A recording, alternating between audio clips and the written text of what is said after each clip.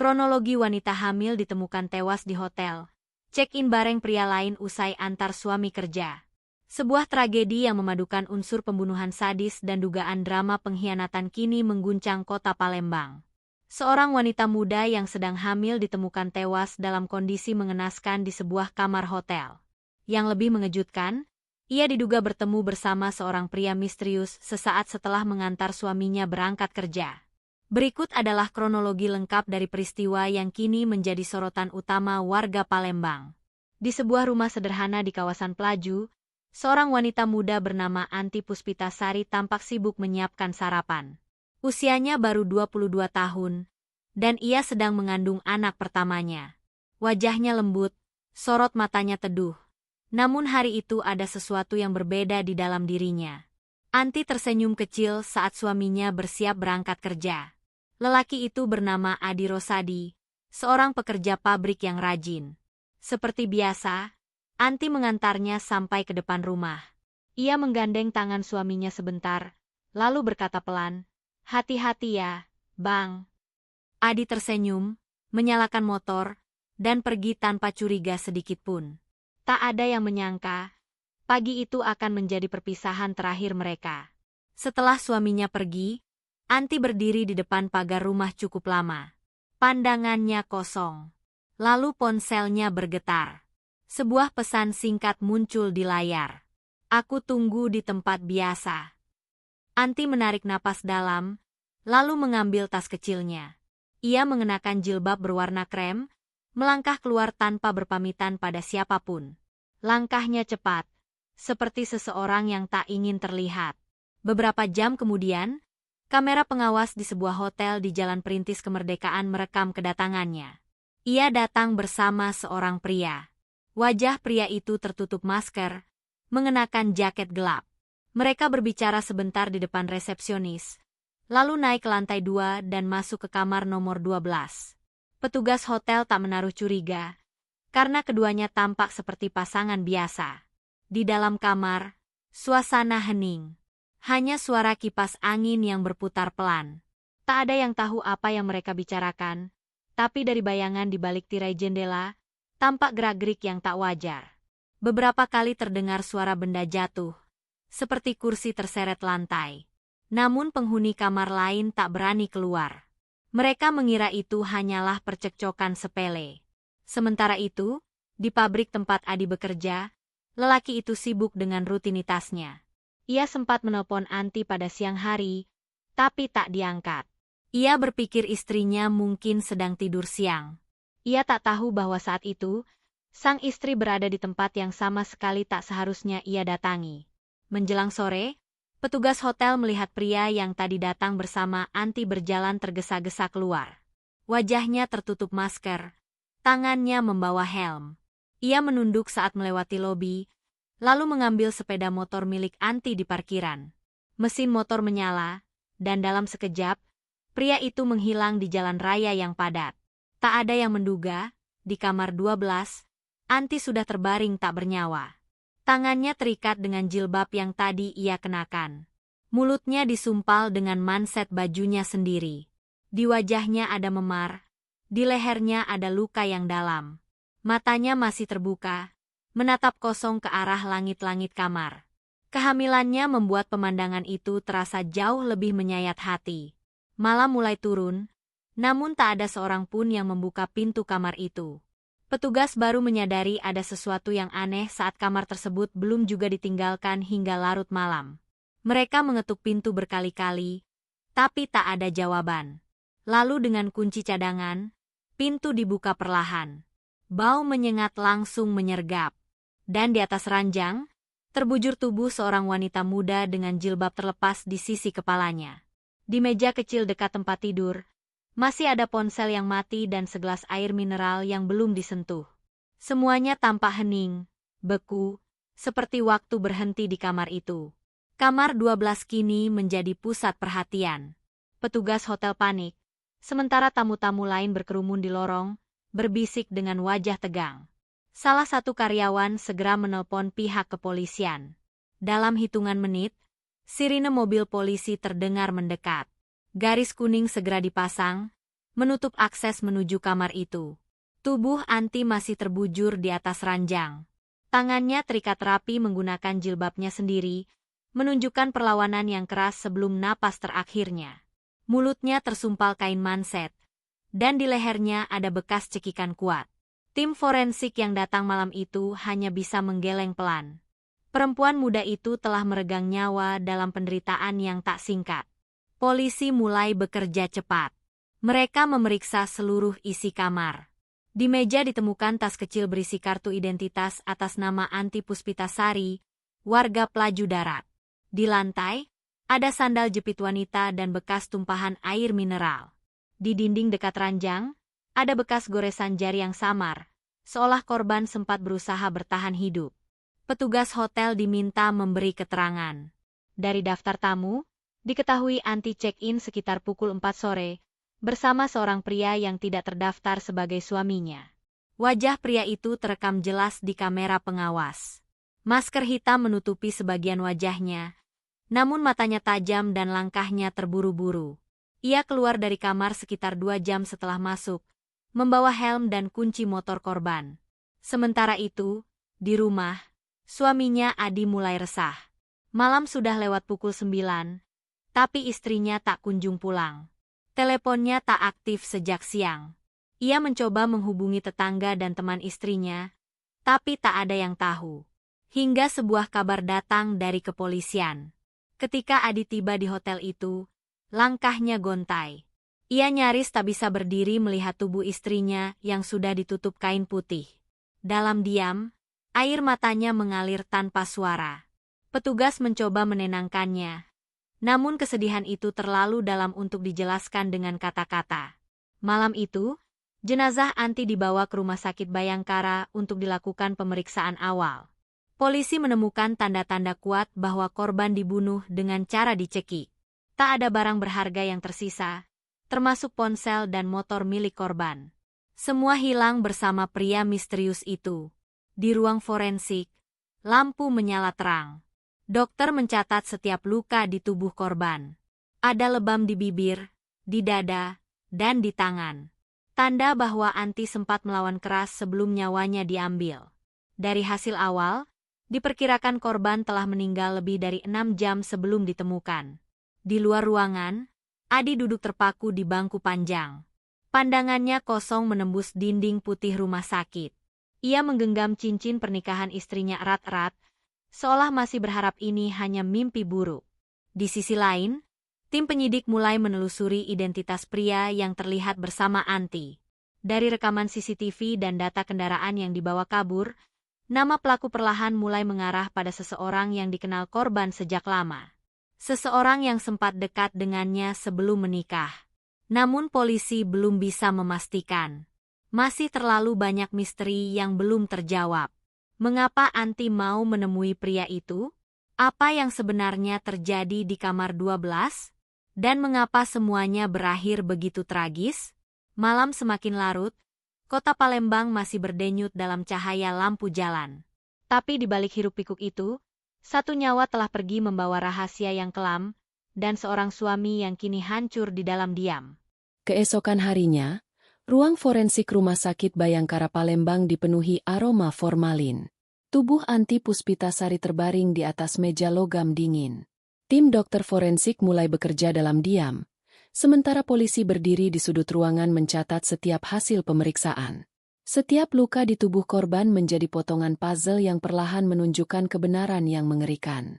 Di sekitar lehernya terdapat bekas tekanan kuat, menandakan bahwa Anti dicekik menggunakan tangan, bukan alat.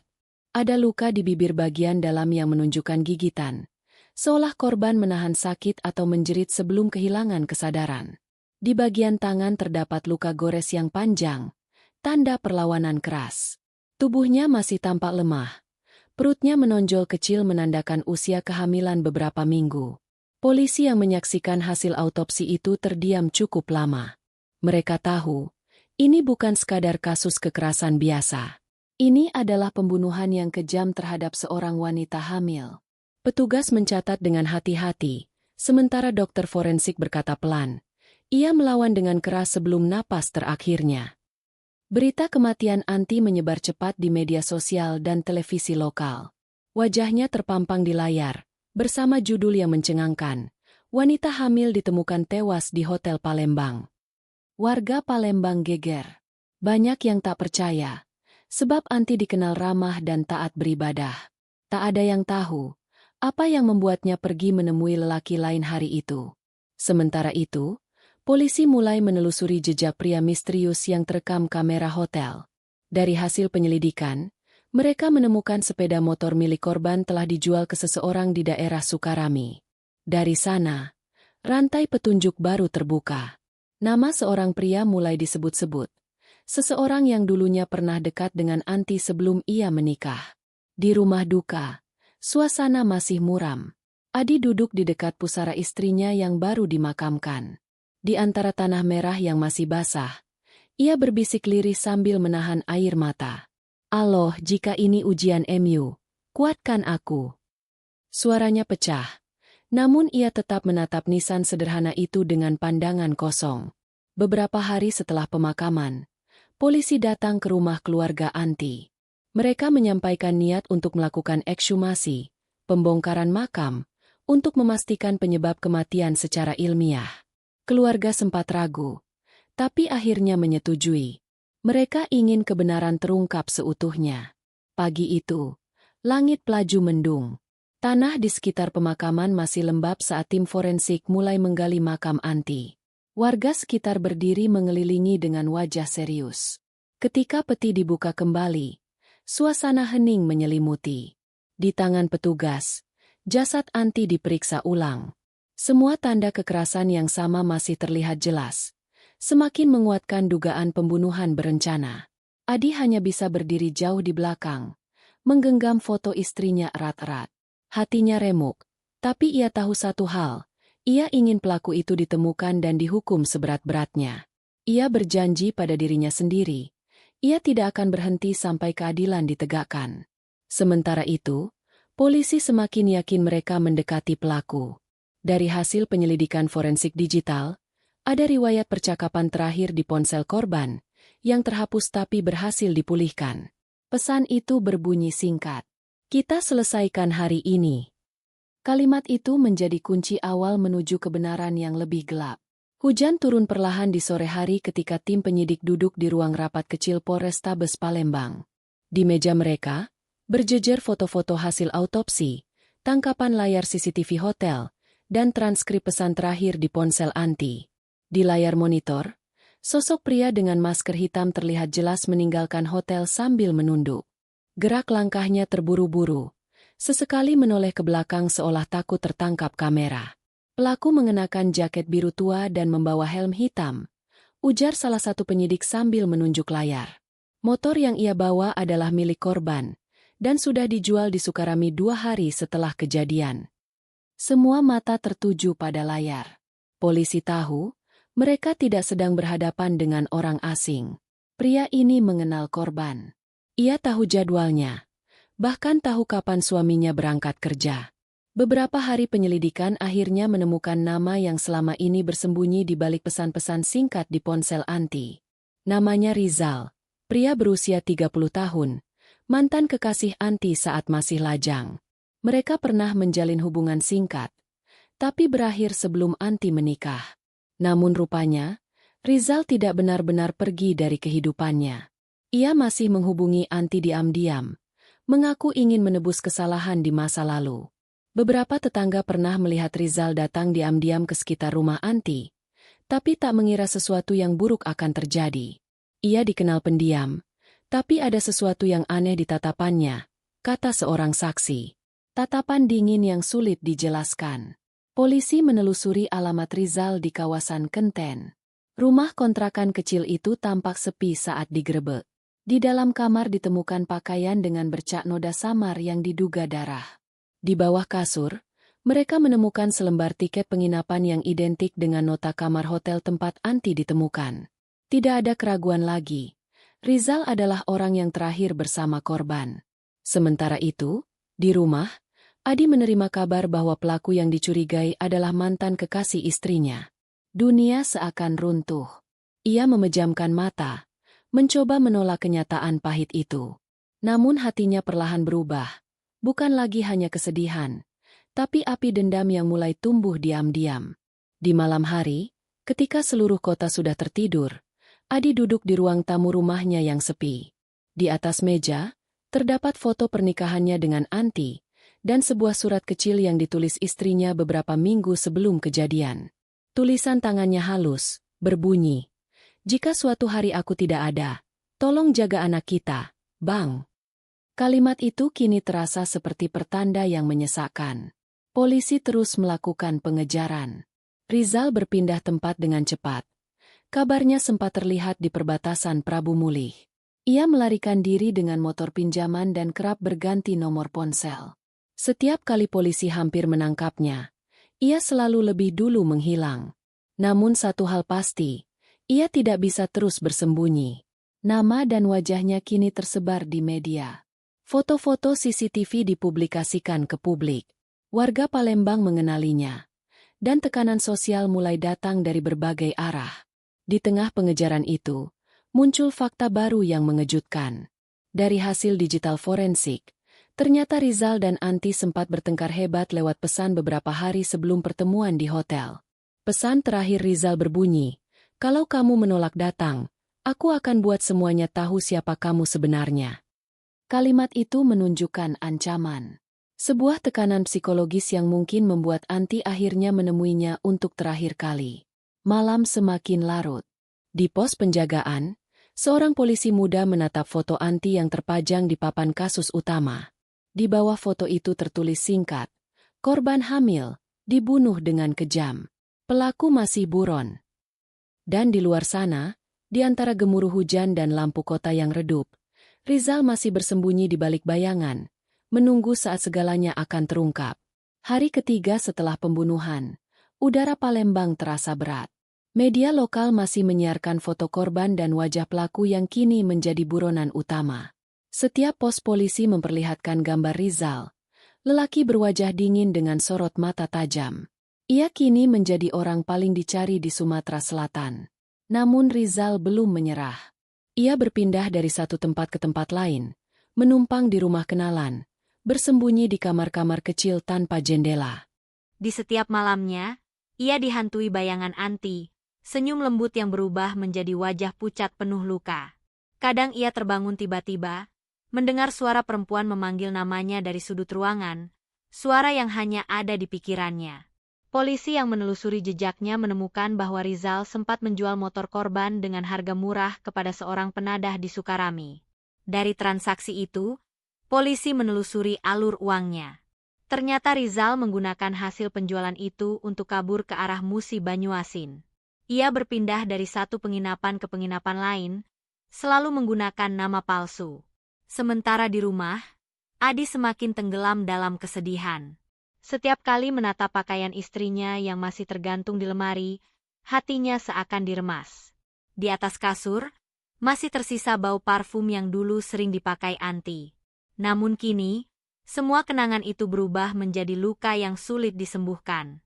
Suatu malam, Adi bermimpi. Ia melihat Anti berdiri di tepi jalan, mengenakan jilbab krem yang sama seperti hari terakhirnya. Wajahnya tenang, tapi matanya penuh air. Ia hanya berkata satu kalimat, "Bang, jangan diam." Ketika Adi terbangun, keringat dingin membasahi tubuhnya. Ia tahu mimpi itu bukan kebetulan. Ia bangkit, mengambil jaket, dan pergi ke kantor polisi untuk memberi informasi apapun yang bisa membantu. Pagi harinya, sebuah kabar datang. Polisi mendapat laporan dari warga yang melihat seorang pria mencurigakan di kawasan hutan kecil dekat jalur lintas Banyuasin. Ciri-cirinya sama persis seperti Rizal. Tim gabungan segera bergerak ke lokasi. Jalanan becek, udara lembab, dan kabut pagi menutupi pandangan. Ketika sampai di sebuah gubuk kosong di pinggir kebun karet, mereka menemukan sisa makanan, sebotol air, dan pakaian kotor. Namun Rizal sudah tidak ada. Hanya selembar kertas kecil yang tertinggal di atas meja kayu lapuk. Tulisannya berantakan, "Aku tidak bermaksud membunuhnya, aku hanya ingin bicara." Kalimat itu membuat penyidik terdiam.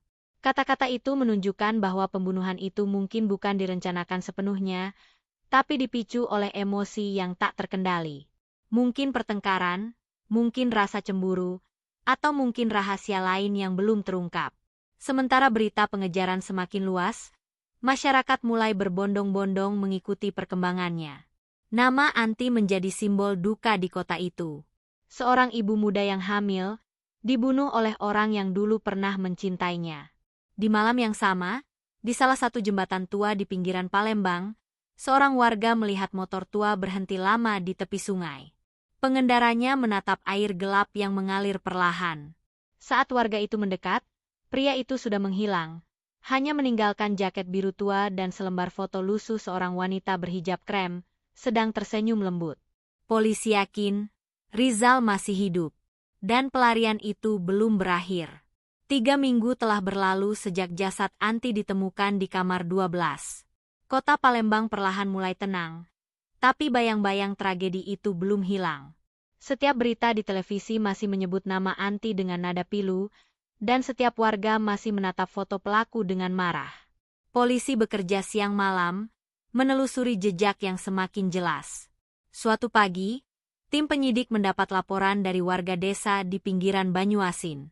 Seorang pria asing sering terlihat keluar masuk warung kecil, membeli makanan tanpa banyak bicara. Ia selalu memakai topi dan masker, dan setiap kali ditanya namanya, ia hanya menjawab singkat, "Saya perantau." Kecurigaan warga mulai tumbuh ketika pria itu terlihat beberapa kali membawa ponsel rusak dan membakarnya di belakang rumah kosong. Ketika foto Rizal diperlihatkan, pemilik warung langsung mengenalinya. Polisi bergerak cepat. Mereka menutup jalan-jalan kecil dan mengatur strategi pengepungan. Senja mulai turun ketika kendaraan polisi berhenti di depan hutan kecil tempat Rizal terakhir terlihat. Angin sore membawa aroma tanah basah, dan suara jangkrik menyelimuti suasana. Rizal tampak terpojok di sebuah gubuk reot. Saat polisi meneriakkan perintah untuk menyerah, ia tidak menjawab. Ia hanya duduk memeluk lutut, matanya kosong menatap lantai.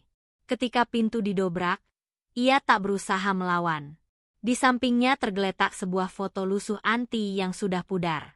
"Aku nggak sengaja," katanya pelan, hampir tak terdengar. Di kantor polisi, Rizal akhirnya bicara. Ia mengaku marah ketika Anti menolak menemuinya lagi. Mereka bertengkar di kamar hotel, dan amarahnya meledak.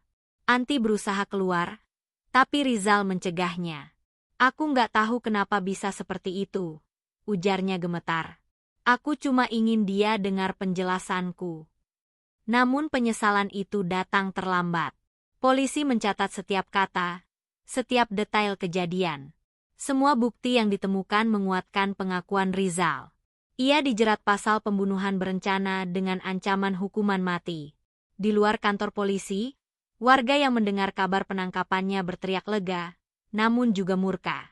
Mereka ingin pelaku itu membayar perbuatannya. Di sisi lain, Adi mendengar berita penangkapan itu dari televisi di ruang tamunya. Ia tak bersorak, tak menangis. Hanya diam, menatap layar lama sekali. Dalam hatinya, ia tahu keadilan dunia akan berjalan, tapi luka di hatinya tak akan pernah pulih. Ia berjalan ke kamar istrinya yang kini selalu dikunci. Di sana, masih tergantung gaun hamil yang belum sempat dipakai Anti. Ia duduk di lantai, menatap gaun itu sambil berbisik pelan. "Allah, aku pasrah dengan kehendak MU. Tapi aku janji, anak ini akan tumbuh dengan tahu siapa ibunya."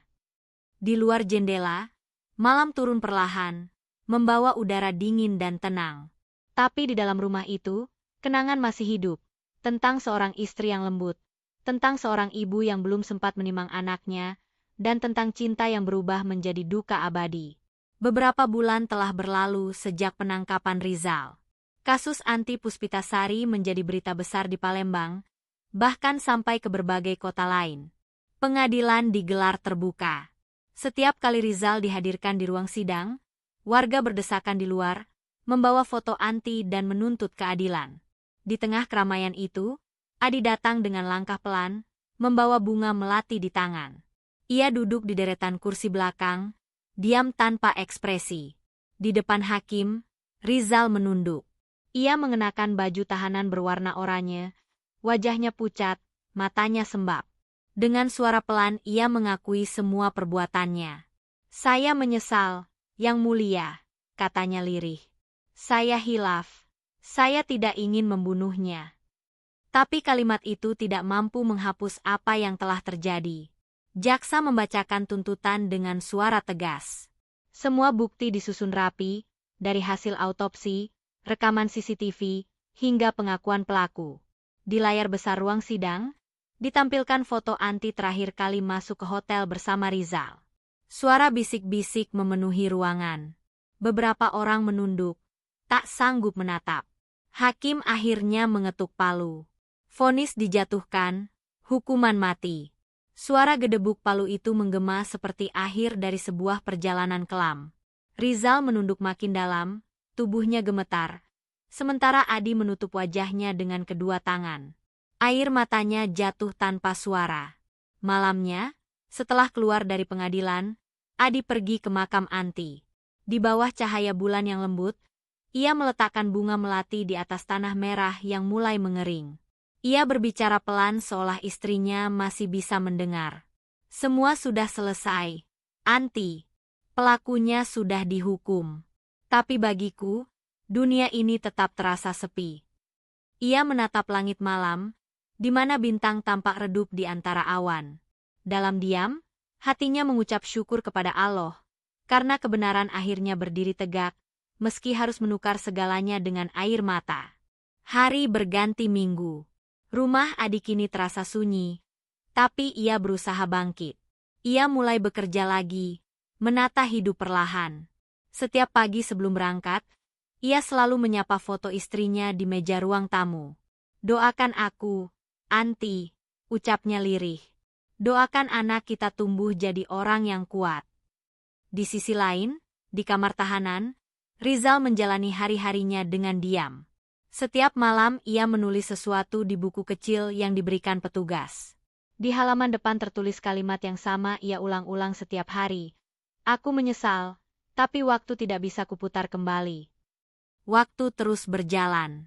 Nama Anti Puspitasari perlahan menjadi kenangan di berita, namun tidak bagi hati-hati yang mencintainya. Kisahnya menjadi peringatan bagi banyak orang, bahwa satu keputusan salah bisa merenggut seluruh hidup, dan bahwa kemarahan sesaat bisa menghancurkan dua nyawa sekaligus. Di akhir musim penghujan, Adi berdiri di depan makam istrinya sekali lagi. Ia menatap langit dan tersenyum samar. Allah Maha Adil, bisiknya pelan. Mungkin di sana kamu sudah tenang. Anti, doakan kami yang masih berjuang di dunia ini. Angin berhembus lembut membawa aroma tanah basah dan bunga melati yang perlahan layu. Di antara suara jangkrik dan gemerisik dedaunan, seakan ada bisikan halus yang menyambutnya kembali. Dan malam itu, Palembang pun tenggelam dalam keheningan setelah badai. Setiap kisah tragis selalu meninggalkan pesan yang dalam bagi siapapun yang mendengarnya. Kisah Anti Puspitasari bukan hanya tentang duka dan kehilangan, tetapi juga tentang rapuhnya hati manusia ketika godaan dan amarah menguasai diri. Anti adalah gambaran seorang istri yang sederhana dan penuh kasih. Namun di balik senyum lembutnya, ada luka dan rahasia yang mungkin tidak pernah sempat terucap. Keputusan kecil yang tampak sepele, ternyata menjadi pintu menuju malapetaka besar. Ia hanya berniat bertemu, namun Allah menakdirkan akhir yang berbeda. Rizal, sang pelaku, adalah cerminan betapa gelapnya hati yang tidak mampu menahan emosi. Cinta yang berubah menjadi obsesi, penyesalan yang datang setelah semuanya terlambat. Dalam satu detik kemarahan, ia menghancurkan dua nyawa sekaligus. Wanita yang pernah dicintainya dan anak yang belum sempat lahir ke dunia. Adi, sang suami, adalah lambang kesabaran dan keteguhan. Dalam kehilangan yang begitu menyakitkan, ia tetap berdiri, pasrah kepada takdir Allah, dan berjanji akan menjaga amanah terakhir istrinya. Dari air matanya, kita belajar bahwa kesetiaan sejati tidak mati bersama jasad, tapi hidup di dalam doa dan kenangan yang tak pernah pudar. Dari kisah ini, kita diingatkan bahwa setiap langkah, setiap keputusan, dan setiap perasaan memiliki konsekuensi. Jangan pernah biarkan amarah menguasai hati, karena setan selalu bersembunyi di celah-celah emosi manusia. Allah berfirman dalam surah Al-Imran ayat 134. Dan orang-orang yang menahan amarahnya dan memaafkan kesalahan orang lain. Allah mencintai orang-orang yang berbuat kebaikan. Semoga kisah ini menjadi pelajaran bagi kita semua untuk selalu menjaga hati, menghargai pasangan, dan mengingat bahwa hidup dan mati hanyalah milik Allah. Cerita ini adalah kisah fiktif yang dibuat berdasarkan kejadian nyata untuk diambil hikmahnya, bukan untuk menghakimi siapapun, melainkan agar kita semua belajar tentang arti kesetiaan, kesabaran, dan pentingnya kendali diri. Terima kasih telah mendengarkan kisah ini sampai akhir. Jika kamu tersentuh oleh cerita ini, jangan lupa untuk tinggalkan komentar, tekan tombol suka, dan subscribe agar kamu tak ketinggalan kisah berikutnya. Sampai jumpa di cerita selanjutnya.